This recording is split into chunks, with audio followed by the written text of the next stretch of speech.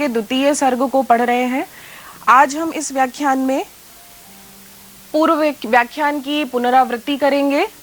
रघुवंशम द्वितीय सर्ग के 8वें, 9वें और 10वें श्लोकों की हिंदी तथा संस्कृत में व्याख्या की जाएगी। अन्वय के साथ श्लोक में आए हुए कठिन शब्दों के अर्थ पर चर्चा करेंगे और इस चर्चा के साथ ही श्लोक के अंतर्गत निहित काव्य शास्त्रीय तत्वों का हम लोग अन्वेषण भी करेंगे। सर्वप्रथम हम लोग इससे पहले वाली कक्षा में जो हमने पढ़ाई की थी उसकी पुनरावृत्ति कर लेते हैं। आपने अभी तक देखा कि नंदिनी वरप्रदानम नामक द्वितीय सर्ग में जो कथा चल रही है उसमें सर्वप्रथम आपने देखा कि गुरु वशिष्ठ के आश्रम में राजा दिलीप और रानी सुदक्षिणा संतान प्राप्ति के लिए वहां आते हैं और वहीं पर वह आश्रम में रहने लगते हैं। और ब्राह्म मुहूर्त में राजा दिलीप और रानी सुदक्षिणा उठ करके नंदिनी गो सेवा का जो कार्य उनको आचार्य वशिष्ठ ने दिया है वह प्रारंभ करते हैं और उसी विधि से सुदक्षिणा और दिलीप नंदिनी गाय की सेवा और अर्चना का प्रारंभ करते हैं। अपनी शरीर रक्षा में अकेले ही समर्थ राजा दिलीप जो थे उन्होंने शेष अनुचरों को, अर्थात वह राजा थे, वह सेवकों के साथ आए थे, उन्होंने अपने अनुचरों को वापस कर दिया और अकेले ही नंदिनी गाय की सेवा के लिए वन में उसको भ्रमण के लिए लेकर गए। आपने पिछली कक्षा में देखा कि राजा दिलीप स्वयं नंदिनी गो की सेवा में तत्पर होकर वन में गाय के साथ साथ भ्रमण कर रहे हैं और छाया की भांति उसके साथ में वह भ्रमण कर रहे हैं। उसको जिस भी प्रकार की आवश्यकता होती है वह उसको प्रदान करते हैं और वह तभी वह विश्राम करते हैं जब गो विश्राम करती हैं। इस प्रकार से नंदिनी की सेवा में वह अकेले ही तत्पर वन में भ्रमण कर रहे हैं। यह आपने अभी तक पढ़ा। इसके बाद में चलिए हम जो पढ़ेंगे श्लोक उनका संदर्भ किस प्रकार से लिखा जाता है यह भी आप लोग देख लीजिए। प्रस्तुत श्लोक महाकवि कालिदास द्वारा विरचित प्रसिद्ध महाकाव्य रघुवंशम के द्वितीय सर्ग नंदिनी वरप्रदान से उद्धृत है।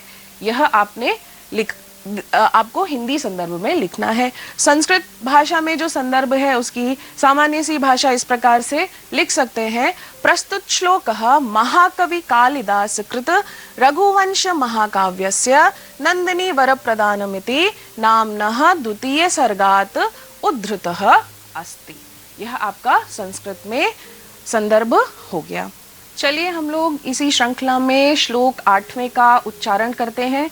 यह हम सस्वर उच्चारण करेंगे और इस प्रकार से उपजाति छंद में यह श्लोक है। इसका सस्वर उच्चारण हम लोग इस प्रकार करते हैं। लता प्रतानोद्ग्रथितैः सकेशैः रथिज्य धन्वा विचचारदावम् रक्षापदेशान् मुनिहोमधेनोर् वन्यान् विनेश्यन्निव दुष्ट सत्वान्। इस श्लोक के उच्चारण के बाद में चलिए इसके जो कठिन शब्द हैं एक बार उसको देख लेंगे। स राजा दिलीप के लिए कहा गया है लता प्रतानोद्ग्रथितैः केशैः। लता प्रतान, लताओं से जो उठाकर केश को बांधा गया था ऐसे वह राजा दिलीप। अधिज्य धन्वा, जिनके धनुष में प्रत्यंचा चढ़ी हुई थी ऐसे राजा दिलीप। विचचार, यहाँ यह क्रिया है, विचचार भ्रमण करने लगे। दावम, वन में। रक्षापदेशात, रक्षा के बहाने से। मुनि होम धेनोह, मुनि की होम धेनु अर्थात नंदिनी गाय। वन्यान, वन के। दुष्ट सत्वान, दुष्ट प्राणियों के। विनेश्यन अर्थात शिक्षित करने के लिए।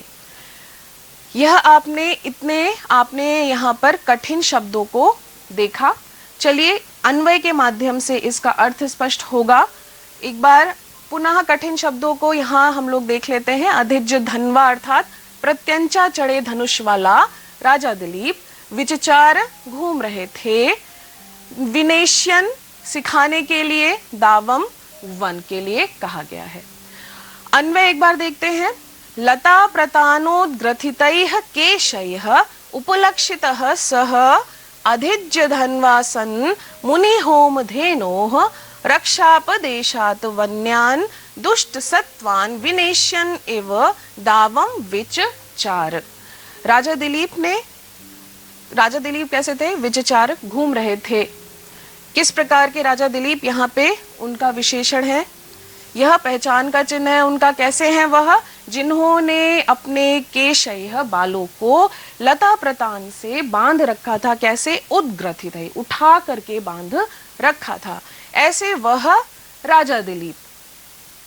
कैसे? और जिन्होंने अपने हाथ में धनुष को लिया हुआ था, और कैसे धनुष को? जिसकी प्रत्यंचा चढ़ी हुई थी, अर्थात यह रक्षा के लिए क्षत्रिय धर्म का पालन कर रहे थे, ऐसे राजा दिलीप।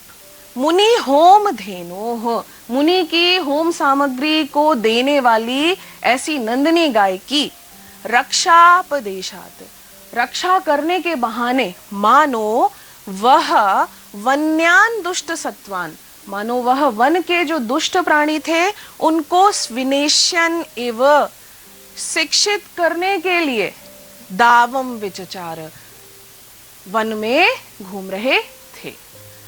इसको एक बार संस्कृत में हम लोग देख लेते हैं।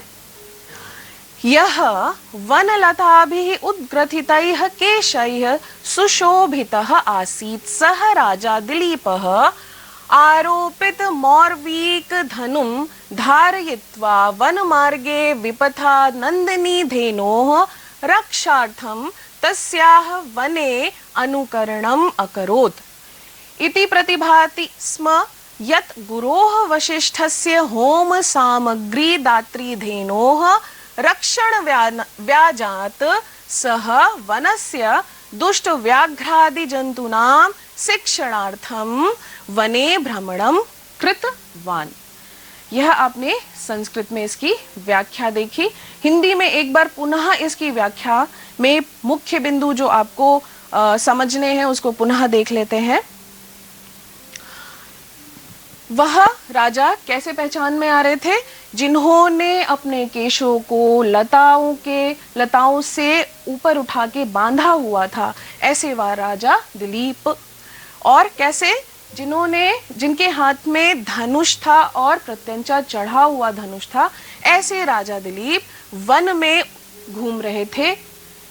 और मानो वह मुनि होम धेनोः रक्षापदेशात्, मानो वह मुनि की होम धेनु नंदिनी की रक्षा के बहाने से वन्यान दुष्ट सत्वान, वन के जो दुष्ट प्राणी थे उनको शिक्षित करने के लिए वह इस प्रकार घूम रहे थे।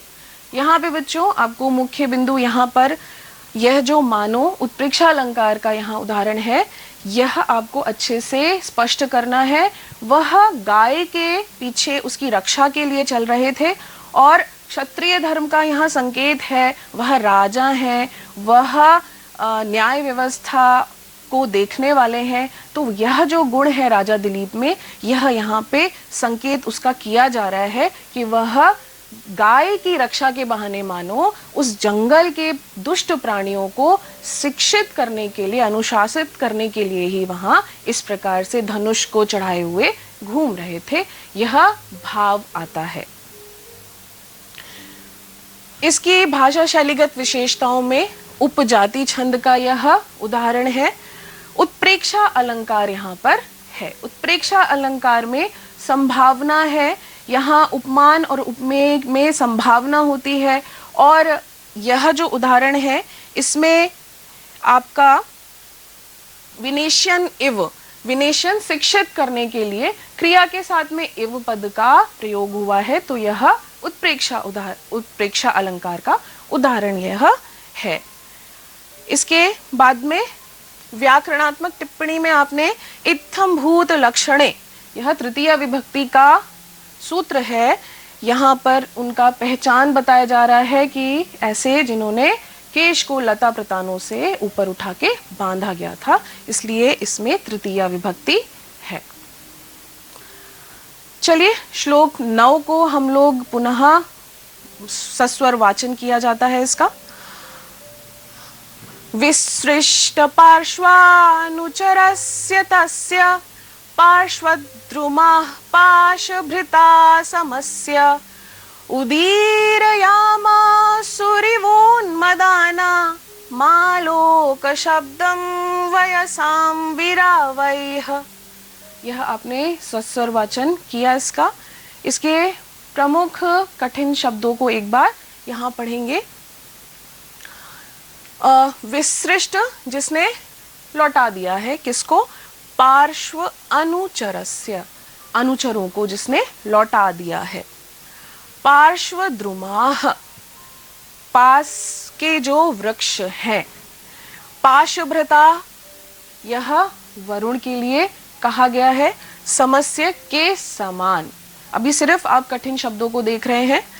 उदीर या मासुहु, बोलने लगे।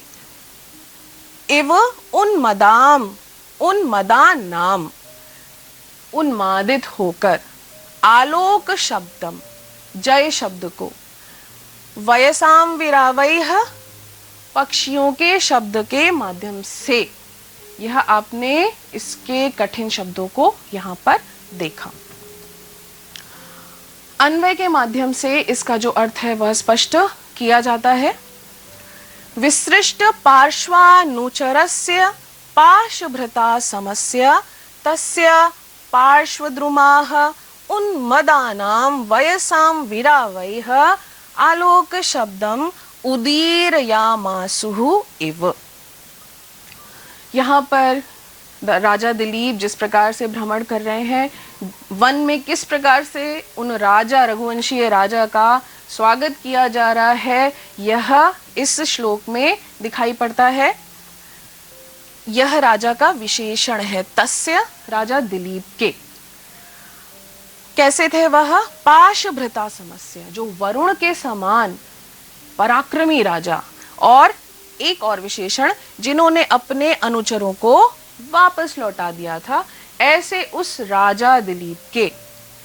पार्श्वद्रुमाः, जो वृक्ष थे, वह उन्मदानां वयसां विरावैः, उन्माद में जो वयसाम, पक्षियों के शब्दों से, कलरव के माध्यम से, मानो वह द्रुमाः, वन के जो वृक्ष थे, आलोक शब्दम, अर्थात जय शब्द का उदीरयामासुः, उच्चारण कर रहे थे।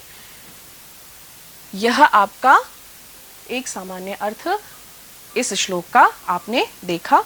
संस्कृत में इसकी व्याख्या किस प्रकार से लिखी जाएगी, यह आप देख लीजिए।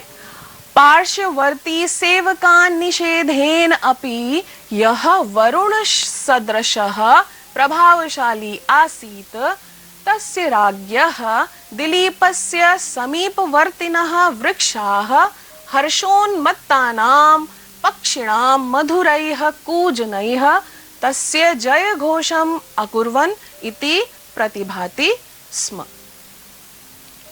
इसको हम लोग पुनः एक बार व्याख्या के रूप में श्लोक को देखकर इसकी व्याख्या हम लोग करते हैं। ऐसे राजा दिलीप की इस श्लोक में आप ध्यान रखिए कि जो राजा दिलीप के पास के जो वृक्ष हैं, वह किसके माध्यम से उनकी जय जयकार कर रहे हैं, ऐसा प्रतिभासित हो रहा है।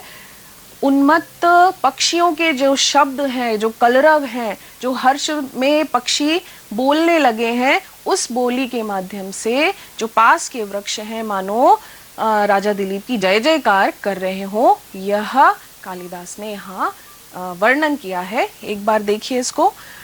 ऐसे राजा दिलीप जिसने विसृष्ट पार्श्वानुचरस्य, जिसने अपने अनुचरों को वापस कर दिया था, ऐसे राजा दिलीप के। और कैसे?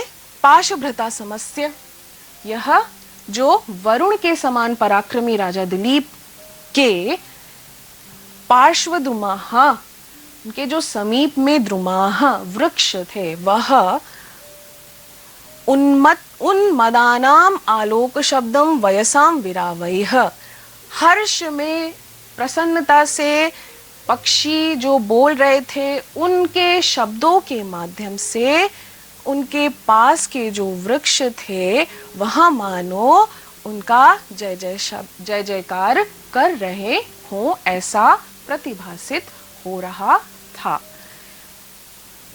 इसके बाद चलिए इसकी हम लोग भाषा और शैलीगत विशेषताएं देखते हैं। उपजाति छंद है, यह आपको लिखना है इसके काव्य सौंदर्य में।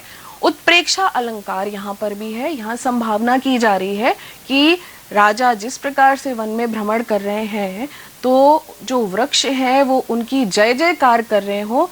किसके माध्यम से? उनके जो वृक्ष में जो पक्षी प्रसन्न हो के जो शब्द कर रहे थे, मानो उन शब्दों के माध्यम से वृक्ष उनकी जय जयकार कर रहे हो, यह उन्होंने बताया है। यहाँ पर इस प्रकार उत्प्रेक्षा अलंकार के दर्शन होते हैं।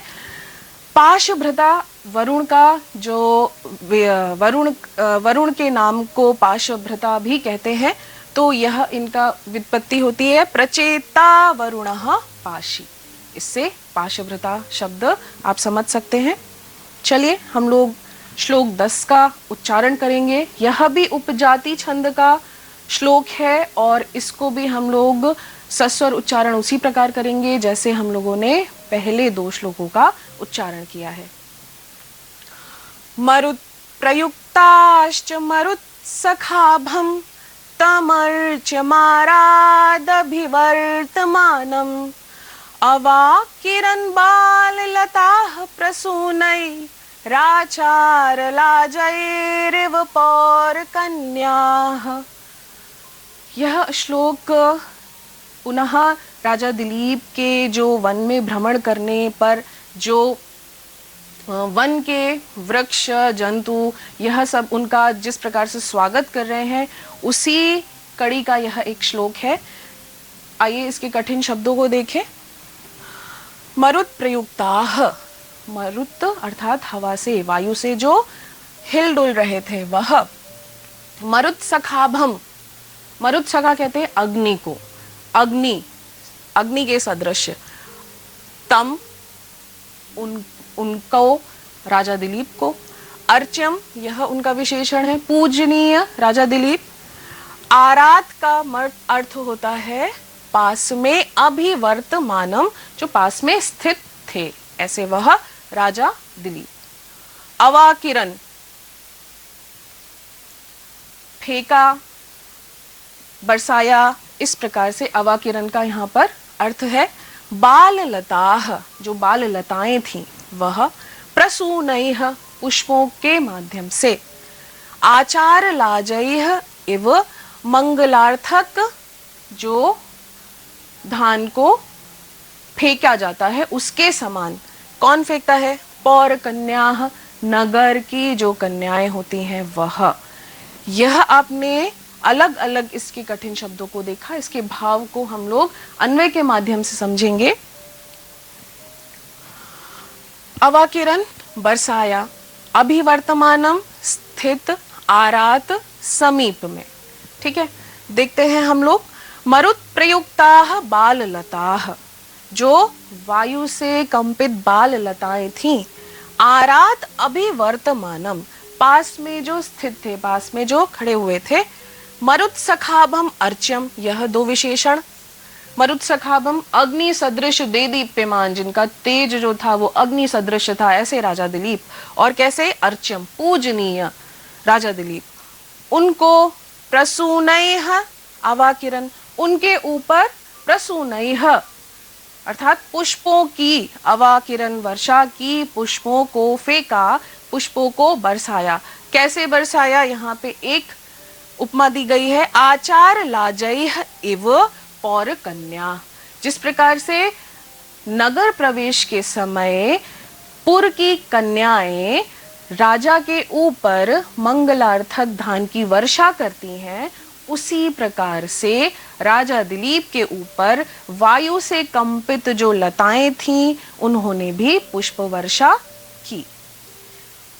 इसकी संस्कृत में व्याख्या किस प्रकार से लिखेंगे देखिए।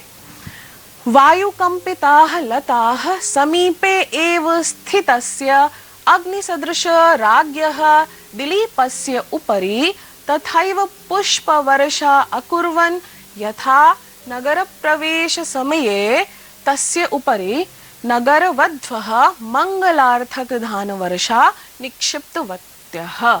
यह आपने संस्कृत में इसकी व्याख्या देखी। पुनः एक बार हिंदी की व्याख्या हम लोग देखते हैं। किस किस बिंदुओं पर आपको यहाँ पर स्पष्ट तरीके से लिखना होगा। बाल लता, यह जो बाल लताओं ने प्रसूनों को बरसाकर अर्थात पुष्प को बरसाकर उसी प्रकार राजा दिलीप के ऊपर बरसाया पुष्पों को, जिस प्रकार से पौर कन्या जनपद की नगर की कन्याएं राजा के प्रवेश के समय उनके ऊपर धान इत्यादि मंगलार्थक वस्तुओं की वर्षा करती हैं। यह अर्थ स्पष्ट हो रहा है इस श्लोक के माध्यम से। यहाँ पर वन में किस प्रकार से पूजनीय, अर्चनीय और तेजवान पराक्रम से भरे हुए राजा दिलीप की किस प्रकार से सब स्वागत कर रहे हैं। पशु, पेड़ और बाल लताएं, यह आप इस क्रम में, इस श्लोक के क्रम में 8वें, 9वें और 10वें श्लोक में देख रहे हैं। यहाँ पर बाल लता किस प्रकार से पुष्प वर्षा कर रही हैं, यह आपको दिखाया गया है। यहाँ उपजाति छंद है और आराध अभिवर्तमानम, आराध और अभिवर्तमानम में यहाँ झलाम जशु अंजे से यहाँ पर संधि हो गई है। त का द यहाँ पर हो गया है। यह आप अवश्य लिखेंगे। चलिए मुख्य बिंदुओं पर हम प्रश्नों के माध्यम से चर्चा एक बार पुनः कर लेते हैं। प्रश्न आपसे किया जा रहा है कि कह वन्यान दुष्ट सत्वान विनेश्यन एव दावम विचचार। वन में कौन वन के दुष्ट व्याघ्रादि को शिक्षित करने के लिए वन में कौन घूम रहा था? कौन घूम रहे थे? राजा दिलीप। विसृष्ट पार्श्वानुचरः पाशभृता सदृशः कः आसीत्। कौन जिसने अनुचरों को लौटा दिया और वह कौन पाशभृता सदृशः, कौन वरुण के समान था? राजा दिलीप। यह आपने पिछले श्लोकों में पढ़ा। बाल लताः कस्य उपरि पुष्प वर्षा अकुर्वन्। बाल लताओं ने किसके ऊपर पुष्प वर्षा की? राजा दिलीपस्य उपरि पुष्प वर्षा अकुर्वन्। मुख्य बिंदुओं पर आपने प्रश्नों के माध्यम से या पुनः आपने श्लोकों को एक बार देखा। अभ्यास कार्य के लिए आपको पठित श्लोकों का सस्वर वाचन करना है और सस्वर वाचन में उपजाति छंद का किस प्रकार से वाचन किया जाता है यह आपको अभ्यास कराया जा रहा है। उसी प्रकार से आपको इन तीनों श्लोकों का वाचन करना है। श्लोक 8, 9 और 10 की ससंदर्भ व्याख्या अपने शब्दों में लिखनी है, जिसमें आपको जो मुख्य बिंदुओं की चर्चा की गई है उन पर विशेष प्रकार से उसकी व्याख्या करनी है। उसको अवश्य लिखना है, स्पष्ट करना है उसका अर्थ।